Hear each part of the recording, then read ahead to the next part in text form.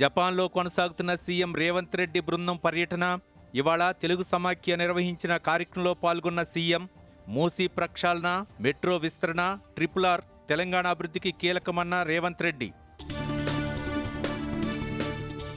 తెలంగాణ భవన్లో greater Hyderabad BRS నేతల సమావేశం. స్థానిక సంస్థల కోట ఎమ్మెల్సీ ఎన్నిక పోలింగ్కు బీఆర్ఎస్ దూరంగా ఉంటుందన్న కేటీఆర్.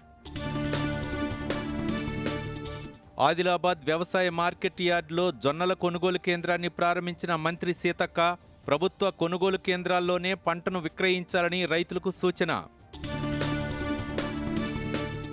హైదరాబాద్లో పలుచోట్ల అక్రమ నిర్మాణాలు కూల్చివేతలు. హఫీజ్పేట సర్వే నెంబర్ 79లో హైడ్రా చర్యలు.